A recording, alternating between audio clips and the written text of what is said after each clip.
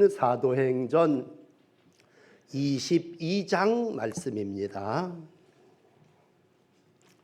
신약 성경 226쪽입니다. 사도행전 22장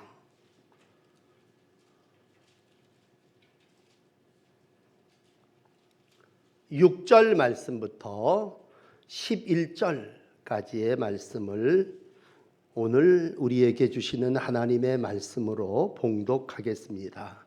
가는 중 다메섹에 가까이 갔을 때에 오정쯤 되어 호련히 하늘로부터 큰 빛이 나를 둘러 비치매 내가 땅에 엎드려져 들으니 소리 있어 이르되 사울아 사울아 내가 왜 나를 박해하느냐 하시거늘 내가 대답하되 주님 누구시니까 하니 이르시되 나는 내가 박해하는 나사렛 예수라 하시더라. 나와 함께 있는 사람들이 빛은 보면서도 나에게 말씀하시는 이의 소리는 듣지 못하더라. 내가 이르되 주님 무엇을 하리이까? 주께서 이르시되 일어나 다메섹으로 들어가라. 내가 해야 할 모든 것을 거기서 누가 이르리라 하시거늘 나는 그 빛의 광채로 말미암아 볼 수 없게 되었으므로 나와 함께 있는 사람들의 손에 끌려 다메섹에 들어갔노라. 아멘. 사도행전 22장은 다윗의 간증을 기록하시고 있습니다. 이제 다윗은 하나님의 사람으로 복음을 전도하다가 예루살렘에 올라오게 되고 또 많은 유대인들에게 어려움을 당하게 되죠. 이때 천부장의 도움을 받게 되고 다시 한번 자기를 박해하는 동족인 유대인들을 향해서 자신에게 일어난 일을 간증하게 됩니다. 이 간증을 통해서 그는 다시 한번 자기가 누구인가 라고 하는 것을 분명하게 확인하고 있습니다. 천부장에게는 헬라 말로 또 유대인들에게는 유다 방언으로 또 내가 로마 시민으로서 로마에까지 가야 하리라 분명한 자기의 삶을 밝히고 있습니다. 또한 자기를 체포하고 죽이려고 하는 이들에게 사도행전 22장 1절은 부형들이여 라고 하는 말로 시작합니다. 최상의 존칭어죠. 나의 부모 형제 같은 여러분들이요 이제 내가 여러분에게 하는 그러한 말을 들어주십시오. 그러면서 자기는 유대교인으로서 유대인 특별히 예수를 믿는 이들을 핍박하는 일에 열심히 있는 자였다고 고백하고 있습니다. 그러나 다메섹으로 원정 가서 예수 믿는 이들을 박해하고자 할 때에 오늘 다메섹으로 가까이 갔을 때에 하늘로부터 큰 빛이 자기에게 비추었다. 이렇게 오늘 사도행전 22장 6절 말씀은 시작하고 있습니다. 하나님은 많은 사람들 중에 특별히 바울을 이제 구원하시고 하나님의 자녀로 삼으시며 이와 같은 놀라운 간증을 하게 하십니다. 오정도 뜨거운 때지만 강렬한 큰 빛이 그에게 임했고 그는 그 시간 완전히 거꾸러졌습니다. 빛 그것으로 인해서 눈도 멀었지만 도저히 스스로 일어날 수 없는 그러한 사람이 돼서 오늘 11절 마지막은 동료들이 그를 부축해서 그를 데리고 가는 그러한 모습으로 마감되어지고 있습니다. 이러한 놀라운 은혜는 먼저 하나님께서 바울에게 행하신 사건입니다. 개인적으로는 바울에게는 간증이지만 이 일을 이루신 분은 하나님이십니다. 여러분, 바울은 분명하게 고백합니다. 하나님께서 큰 빛으로 내게 임했다라고 기록하고 있습니다. 그러니까 하나님이 나를 이와 같이 선택하시고 불러주셨다고 하는 말씀이죠. 그러므로 오늘 6절 하늘로부터 큰 빛이 나를 둘러 비춤에 라고 시작하고 있습니다.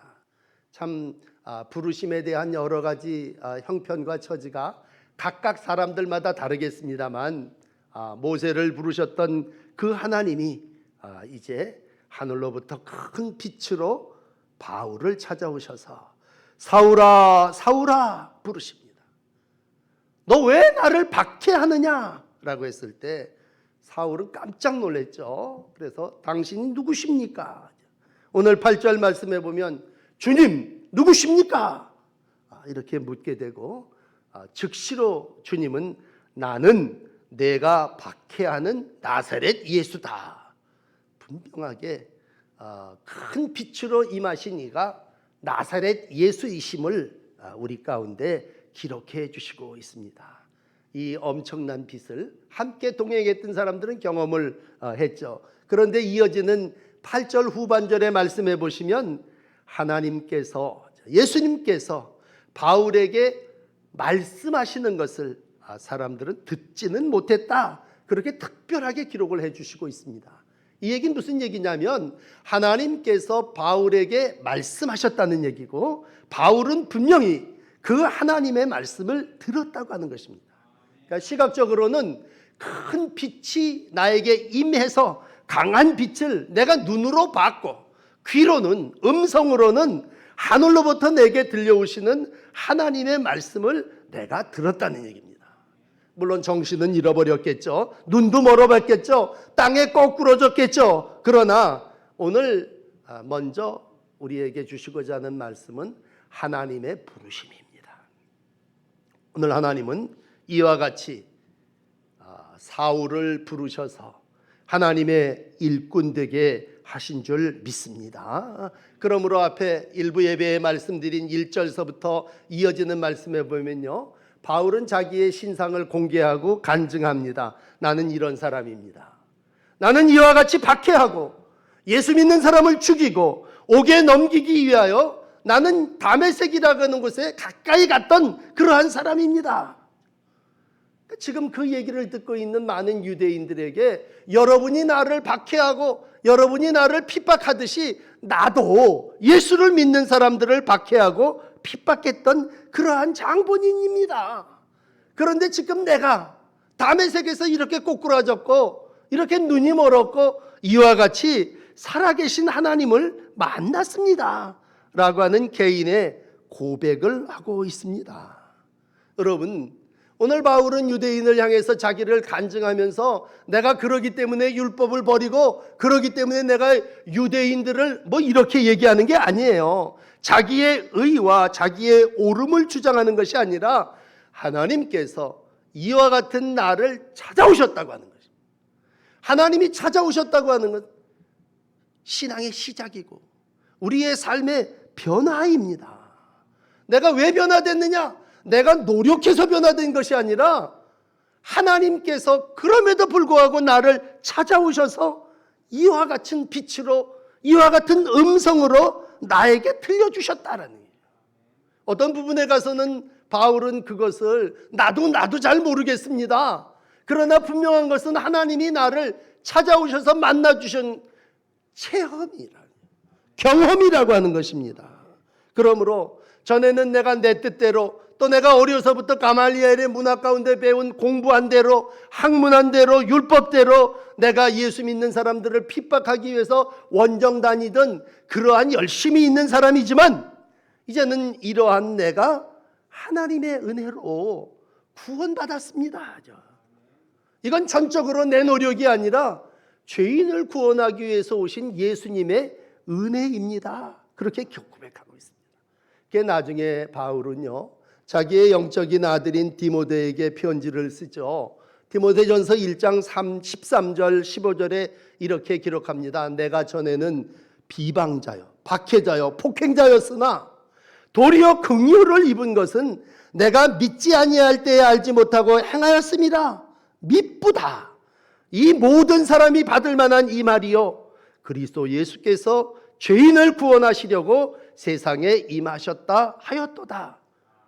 죄인 중에 내가 괴수니라. 죄인 중에 우두머리인 나에게 하나님께서 찾아오셔서 비방자여 폭행자여 죄인 중에 괴수인 내가 하나님의 긍휼을 입은 자가 되었다고 하는 것입니다. 이 사건을 바울은 나중에 로마 교인들에게 로마서 5장 8절에 이렇게 기록해 주십니다.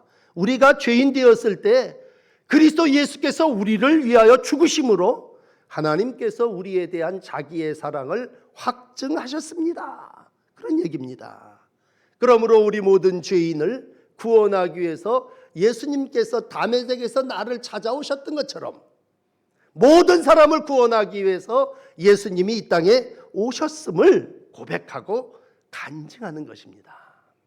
여러분, 우리가 많은 분들에게 전도를 해봅니다만 나 같은 사람이 무슨 예수를 믿습니까? 그리고 점잖게 평생 안 믿는 사람들도 있습니다. 그러나 포행자, 또 우리가 흔히 세상 말로 얘기하는 깡패, 또 참 파란만장한 삶을 사는 악한 사람들이 극적인 변화, 예수님을 만나는 체험을 합니다. 오늘 사도 바울처럼 폭행자였고 핍박자였지만 이제는 내가 하나님을 만난 사람이 되었습니다 라고 했을 때 하나님은 오늘 이 바울을 통해서 우리에게 주시는 첫 번째는 아무리 악한 죄인이라도 하나님은 구원하신다고 하는 것입니다. 더 중요한 것은 하나님이 구원하시고자 할 때에 아무리 악한 사람이라도 거부할 수가 없다고 하는 것입니다. 그러므로 오늘 간증하는 바울, 그는 누굽니까? 하나님의 큰 은혜를 입은 자입니다. 큰 빛을 쐰 사람이야. 빛은 예수님이신데 큰 빛을 비추었다고 할 때 하나님의 강한 빛을, 은혜를 입은 자입니다. 하나님이 여러 사람들에게 말씀하셨지만 오늘 분명한 하나님의 음성을 들은 사람입니다. 그 얘기는 무슨 얘기입니까? 은혜 받은 사람입니다. 여러분, 사도 바울은 하나님의 은혜를 입어 하나님의 종된 사람입니다. 그렇다면 이제 두 번째 말씀 나누십시다. 이러한 하나님의 은혜를 입은 사람은 어떻게 살아야 합니까? 여러분, 여전히 자기의 율법대로, 자기의 식대로, 자기의 욕심대로 살아야 합니까? 예수 만나고 큰 빛을 경험하고 하늘의 음성을 들은 바울의 답은 이렇습니다. 내가 이제 무엇을 하리까? 여러분, 이제 내가 어떻게 살아야 합니까? 다시 본문 10절을 그대로 읽어드릴게요. 내가 이르되 주님 무엇을 하리까? 이렇게 핍박하던 자가 이렇게 예수 믿는 사람들을 열심히 충성스럽게 그게 옳은 건 줄 착각하고 살았던 내가 이제 예수님을 만났으니 내가 어떻게 살아야 합니까? 그 얘기입니다. 여러분, 세상에 바울은 결코 소홀히 산 사람이 아닙니다. 어릴 적부터 그는 학문이나 율법이나 모든 삶에 있어서 열심과 충성으로 모든 일을 이루어 나간 사람입니다. 이렇게 열심히 노력하면 너가 이와 같은 일을 이룰 거다라고 하는 성취와 목적을 이루기 위해서 살아왔던 사람입니다. 그러므로 열심히 예수 믿는 사람들을 핍박했고 반대하는 일에도 열심히 했는데 이제 예수님을 만나고 나서 그는 이제는 내가 무엇을 해야 됩니까? 다른 번역으로 오늘 이 질문을 던져진다면 제가 감당해야 될 과제가 무엇입니까? 내가 무엇을 해야 합니까? 라고 하는 질문입니다. 여러분, 바뀌어졌다면 삶이 변화되는 것인데 이제는 내가 어떻게 살아야 할까요? 여쭙는 것은 당연한 질문입니다. 우리는 예수님을 만나면요, 예수님 당신 누구십니까? 먼저 물어야 되겠죠. 야, 난 네가 핍박하는 나사렛 예수야. 그럼 예수님을 만나고 난 다음에 두 번째는 그러면 제가 예수님을 위해서, 저를 위해서 해야 할 일이 무엇입니까? 라고 하는 질문으로 이어져야 합니다. 그러나 우리의 신앙, 우리의 삶은 어떠합니까? 우리는 제가 무엇을 해야 될까요? 라고 하는 질문보다도 더 무엇을 얻기 위해서 구함이 신앙이라고 생각합니다. 그러나 오늘 바울은 분명하게 내가 무엇을 만들어야 하고 내가 무엇 원합니다라고 하는 그 질문이 아니라 내가 무엇을 해야 합니까? 이제부터는 내가 시행해야 될 과제가 무엇인지 저한테 알려주시기를 원합니다 라고 하는 변화된 모습을 간증하고 있습니다.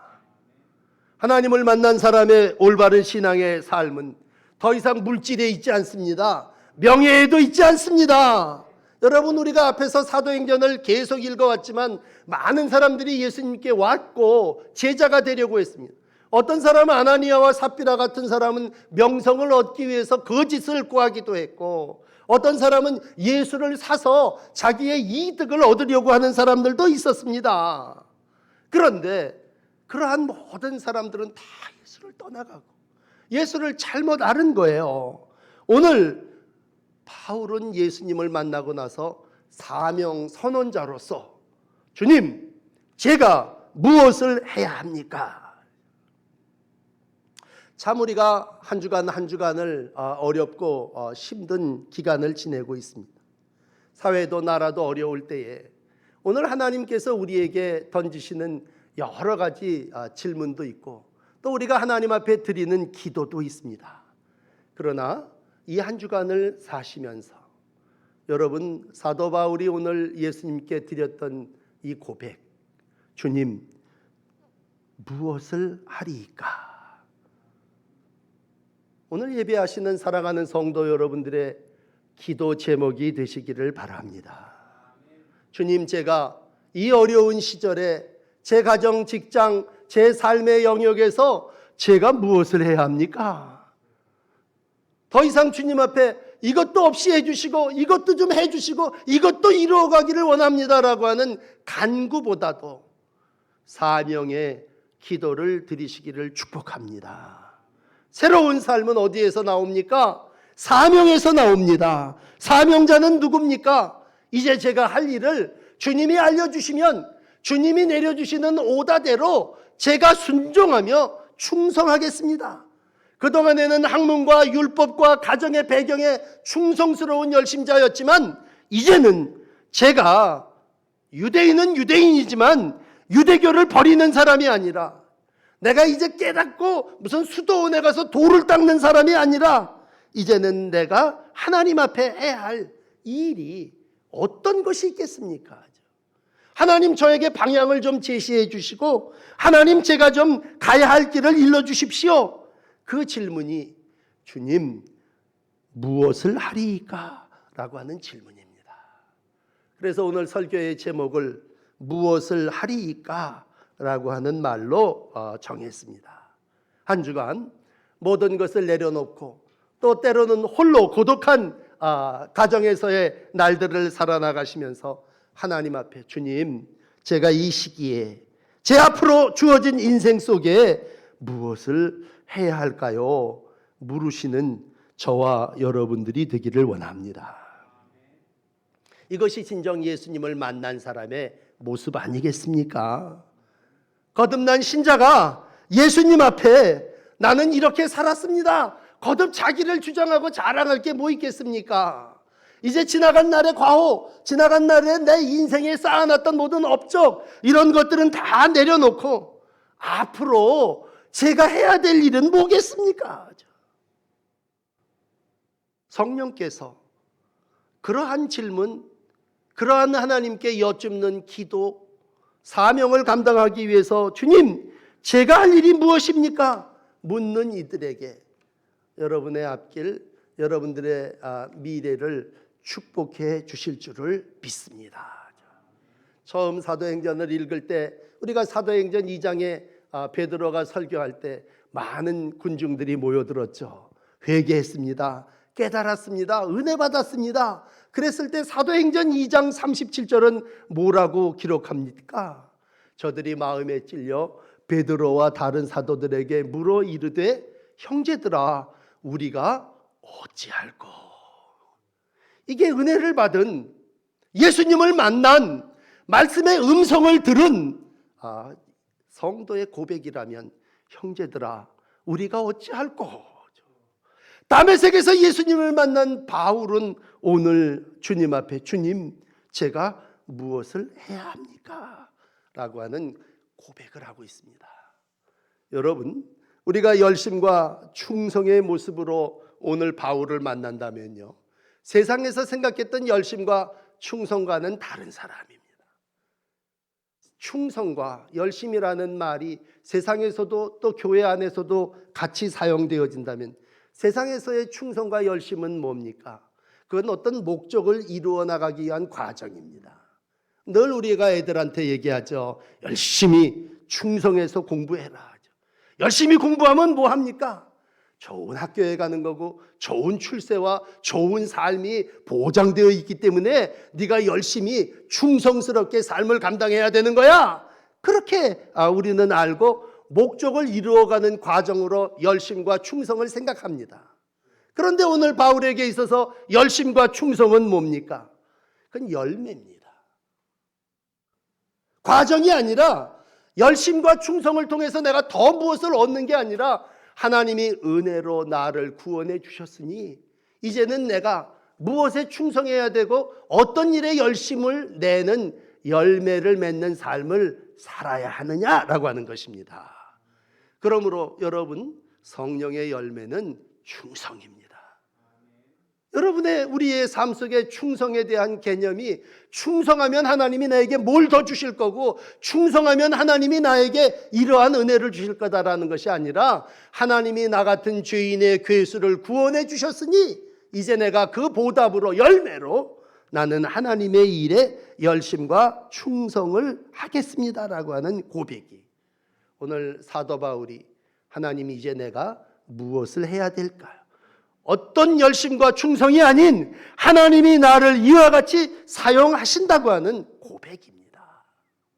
오늘도 여러분들의 삶 속에 이와 같은 충성의 열매가 필요한 때입니다. 이 시대에 하나님은 충성스러운 종을 찾으시고 열심히 자기 일에서 열매를 맺는 이들을 만나시기를 원하십니다. 하나님의 은혜에 감사하시면서 한 주간도 열심과 충성으로 열매를 맺는 복된 하나님이 쓰시는 일꾼들이 되시기를 축복합니다. 마지막 세 번째는 하나님이 하시는 일을 바울은 여전히 간증하면서 11절에 이렇게 마감하고 있습니다. 나는 그 빛의 광채로 말미암아 볼 수 없게 되었다. 여기서 나는 바울 아니겠습니까? 그 빛은 하나님 아니십니까? 하나님이 나에게 비추심에 나는 볼 수 없게 됐다고 하는 얘기는 무슨 장님이 됐다는 그러한 고백보다도 이제는 더 이상 나를 자랑하는 자가 아니라고 하는 거죠. 여러분, 바울은 그동안 신앙을 공부해서 얻은 사람입니다. 학문했고 노력해서 모든 것들을 이루고자 애썼던 사람입니다. 그러나 우리가 살아보지만 신앙은 이론입니까? 논쟁의 결과입니까? 신앙은 하나님께서 우리를 구원해 주신 전적인 은혜입니다. 전에 바울의 열심은 나는 열심히 율법과 학문으로 하나님을 알고자 했습니다. 그러나 오늘 바울이 만난 신앙, 하나님을 아는 신앙이었습니까? 체험이었습니다. 빛으로 비쳤고 귀로 들었고 눈으로 귀로 들은 체험의 신앙입니다. 그러므로 우리가 하나님을 구도하는 구도자의 삶을 살긴 살지만 우리가 하나님을 만나는 건 어떤 공부를 통해서 만나는 게 아니지 않습니까? 하나님이 직접 우리 가운데 찾아오셨고 부활하신 주님께서 우리 가운데 함께 하셔서 오늘도 아나니아를 통해서 안수하게 하시고 성령 충만하게 하시고 그리고 그것이 하나님임을 체험하게 하신 것이죠. 그렇다면 오늘 하나님이 하시는 그 일에 대하여 바울은 이와 같이 고백하고 있습니다. 나는 그 빛의 광채로 볼 수 없게 되었다. 하나님이 오늘도 나를 이와 같이 사용하고 계신다고 하는 말씀입니다. 여러분, 오늘 하나님은 전적인 사랑으로 바울을 찾아오셔서 은혜 베풀어 주셨고 사명자가 되게 하셨고 나중에는 증인으로 로마에게까지 가서 복음을 전하는 자의 삶을 살게 하셨습니다. 이게 바울이 똑똑했기 때문에 그렇습니까? 학문을 많이 알았기 때문에 그렇습니까? 아니죠. 전적으로 하나님의 뜻을 이루기 위한 하나님의 강권적인 택하심 때문이었습니다. 오늘 11절까지 읽었습니다만 여러분 13절에 가서 보시면 형제 사울아 다시 보라. 아나니아가 형제 사울을 향해서 다시 보라 선언하게 되고, 그렇게 할 때에 즉시로 그를 쳐다보게 되고 그가 눈이 밝아지게 되고 다시 예루살렘으로 돌아와서 기도하는 중에 하나님의 큰 은혜를 입지 않습니까? 오늘 하나님께서 로마서 9장 15절에 이런 말씀을 우리에게 주십니다.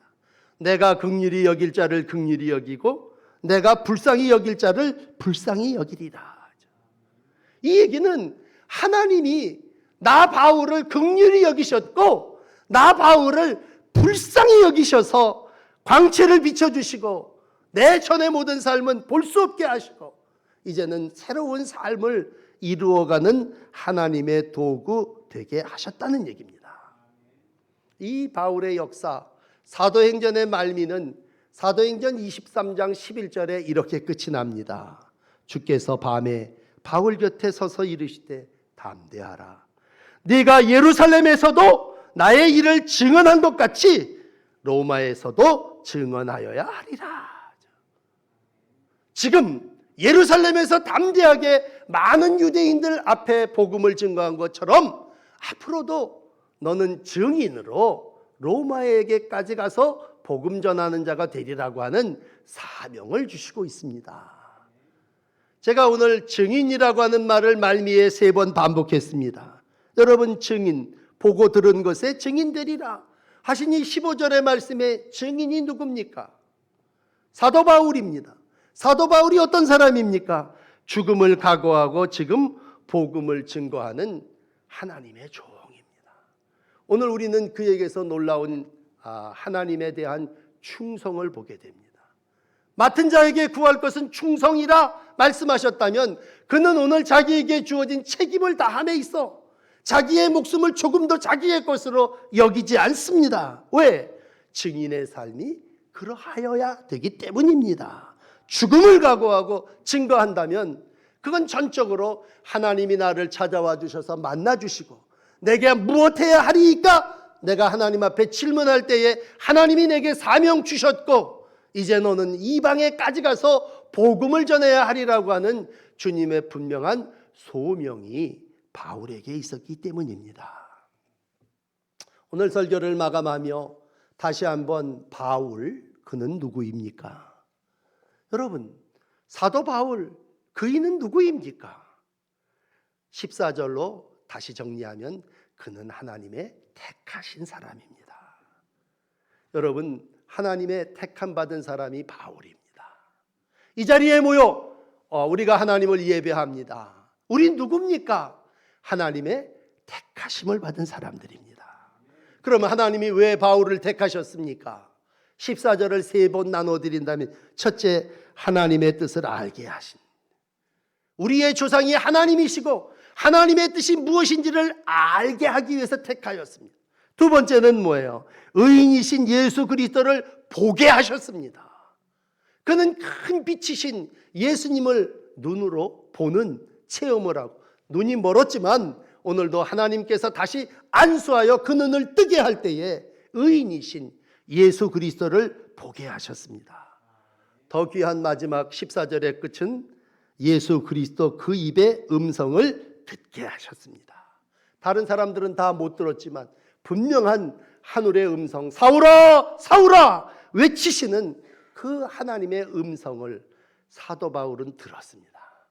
그러기에 하나님의 택함 받은 자가 되었고 그는 이제 충성된 증인의 삶을 살았습니다. 여러분, 우리가 신앙생활을 오늘 이 예배 드리시는 분들 가운데는 처음 하시는 분은 아무도 없죠. 아마 영상으로 이 설교를 듣는 사람이 있다면 혹 우리 가운데 아직도 주님 당신은 누구십니까? 라고 하는 8절의 질문에 머무르는 분이 있을 겁니다. 왜? 듣도 하지 못한 거예요.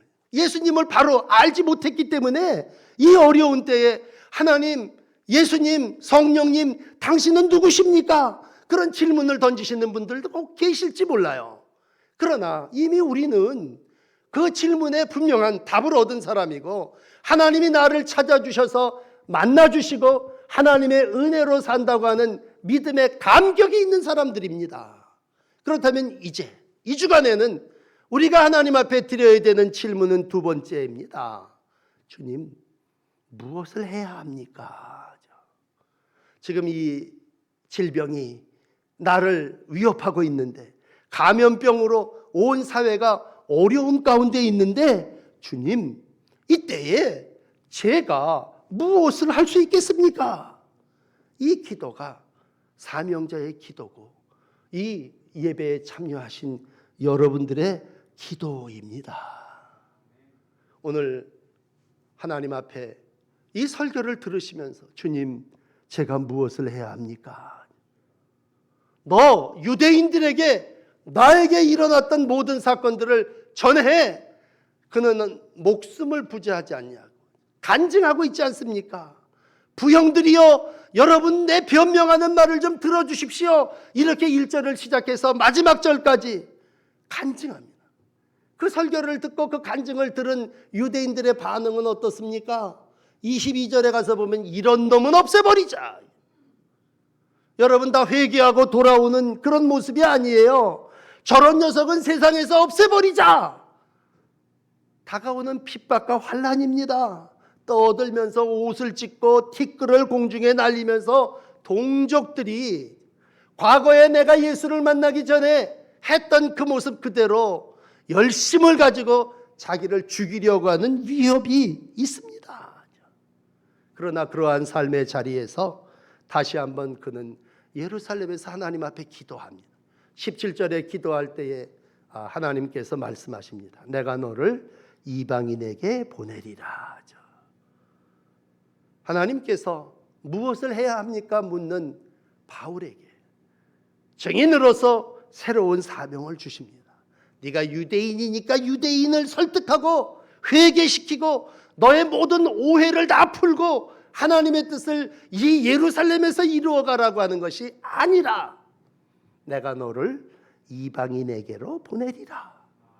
너는 이방인을 위하여 택한 그릇이고 내가 너를 통해서 많은 이방인들을 구원하리라. 그래서 로마서 11장 13절은 내가 이방인인 너희에게 말하노라. 내가 이방인의 사도인 만큼 내 직분을 영광스럽게 여기며 나로 말미암아 하나님의 영광을 이루기를 원한다고 선언하고 있습니다. 이게 오늘 사도 바울의 간증이고 사도 바울의 변화된 삶의 모습입니다. 이 모든 일을 이루신 분은 하나님이십니다. 여러분, 지난주에도 말씀드렸지만 하나님이 모든 일을 하십니다. 오늘 우리의 마지막 고백은 이 모든 일을 나를 통해서 사용하시고 이루실 분은 하나님이십니다 라고 하는 믿음입니다.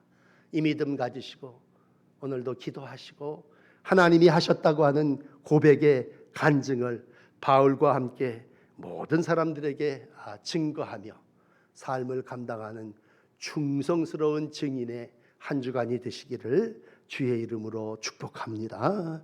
기도를 드리시겠습니다. 이 시대에 우리에게 바울의 간증을 듣게 하시고 충성된 증인 사도 바울을 만나게 하시니 감사합니다. 오늘도 내가 무엇하리까? 변화된 모습으로 주 앞에 고백하는 바울과 같이 주님 앞에 겸손히 머리 숙여 기도드립니다. 이 난세와 어려운 때에 주님, 저희와 교회가 해야 할 일이 무엇입니까? 주님, 일러주시고 우리가 주께 여쭈을 때마다 주님 갈 길을 인도해 주시기를 원합니다.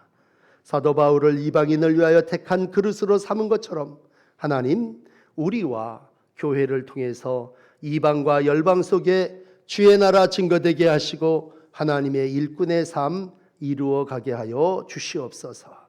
하나님의 은혜가 감사하여 열심과 충성으로 한 주간을 살게 하여 주시고 하나님께서 주신 귀한 은혜에 보답하며 증인으로 믿음의 신실한 삶을 이루어 가도록 축복하여 주시옵소서. 내 뜻, 내 주장, 내 권리를 내려놓게 하시고 오늘도 내가 무엇해야 하리까 질문하며 주님이 인도하시는 뜻을 따라 살아나가는 종의 날들이 되게 하여 주시옵소서. 예수 그리스도의 이름으로 간절히 기도드립니다. 아멘. 우리 헌신